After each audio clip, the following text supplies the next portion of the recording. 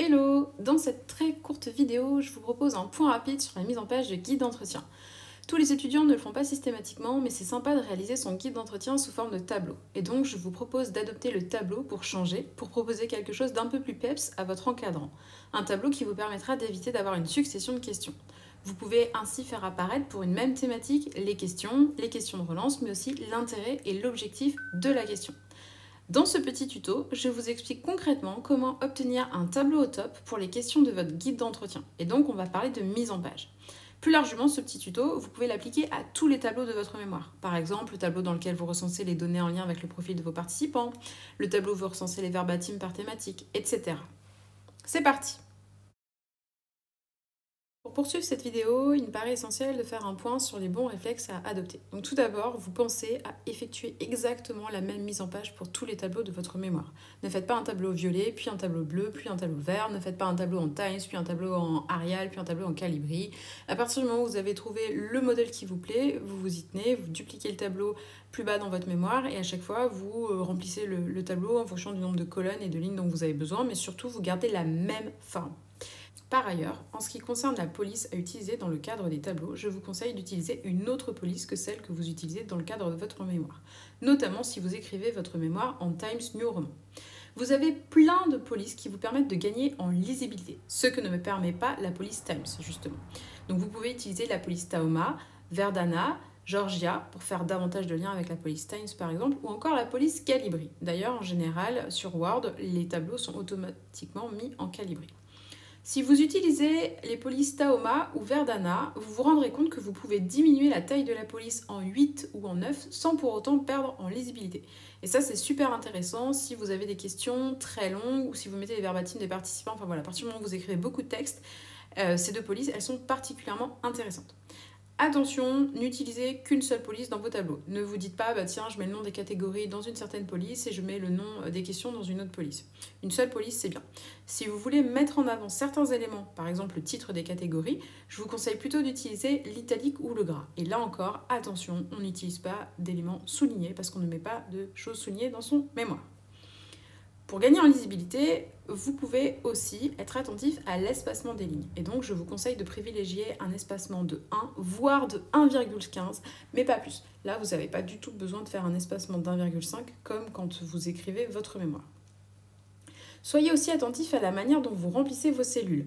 Pensez à justifier le texte ou à l'aligner à gauche. Vous pouvez faire des essais pour voir ce qui fonctionne le mieux et ce qui est le plus joli visuellement parlant. Dernier conseil, une fois que vous avez opté pour une mise en page particulière, que vous avez trouvé la couleur, la bonne police, la bonne taille, l'espacement, le remplissage des cellules, tenez-vous à ce modèle dans un souci de rigueur et pour éviter tout commentaire désobligeant de la part de votre directeur. Il y a aussi des points de vigilance sur lesquels je souhaite attirer votre attention. Vous évitez les listes à puces dans les tableaux pour mettre les questions. Écrivez directement les questions pour limiter l'espace vide inutile dans le tableau. Vérifiez que les données de votre tableau ne sont pas en interligne 1,5 parce que cela ne facilite pas la lecture, bien au contraire. Surtout, ne soulignez rien dans le tableau. On ne souligne rien dans le mémoire de manière générale. Si vous voulez mettre en avant des choses, vous utilisez le gras ou vous pouvez écrire légèrement plus gros. On limite au maximum les signes de ponctuation dans les tableaux. On ne met surtout pas de point final pour terminer les phrases et on évite de mettre des 2 points. De la même manière, on fait attention à l'usage abusif des majuscules. Les majuscules, c'est pour le premier mot, les noms propres, et c'est tout.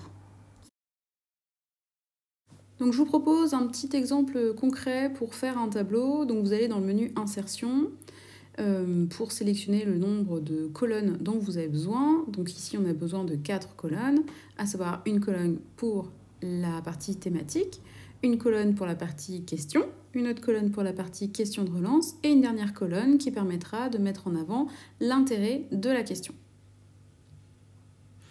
Donc ensuite, avec la touche tabulation de votre clavier, vous pouvez créer différentes lignes. Et après, le but, c'est d'importer vos différentes thématiques et à chaque fois de mettre vos questions par thématique. Donc pour rappel, c'est bien d'avoir 3 questions par thématique. Donc concrètement, avec des questions qui commencent par comment, de quelle manière, que pensez-vous de ceci, cela.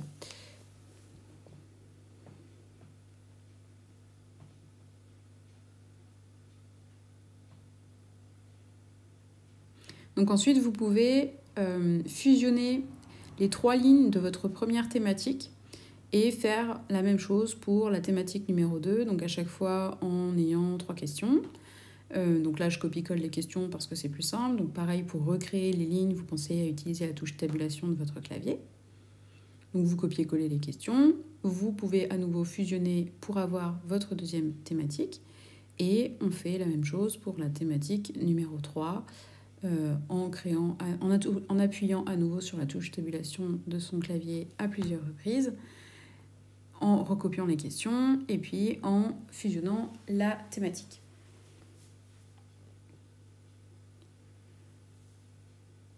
Voilà, donc concrètement, votre tableau peut ressembler à ça. Et après, ce qui peut être intéressant en termes de mise en page, c'est de sélectionner tout le tableau, d'aller dans l'onglet Création du tableau pour sélectionner parmi les modèles proposés quelque chose qui vous semble pertinent et cohérent avec votre recherche. Donc pour les couleurs, vous pouvez utiliser des choses en lien avec, je sais pas moi, le logo de votre université par exemple, ou rester sur quelque chose d'un peu plus sobre. Le but, c'est que ça vous semble pertinent par rapport à votre recherche. Donc vous avez une multitude de tableaux préconçus. Et donc après, une des fonctionnalités qui peut être intéressante, c'est dans la mise en page, vous pouvez centrer le contenu sur le milieu de la page. Ce qui est plutôt pas mal en termes de mise en page. Et ça, vous pouvez l'appliquer à l'ensemble du tableau. Et donc finalement, quelle que soit la taille de votre ligne, le propos sera écrit au milieu, ce qui peut être intéressant. Voilà.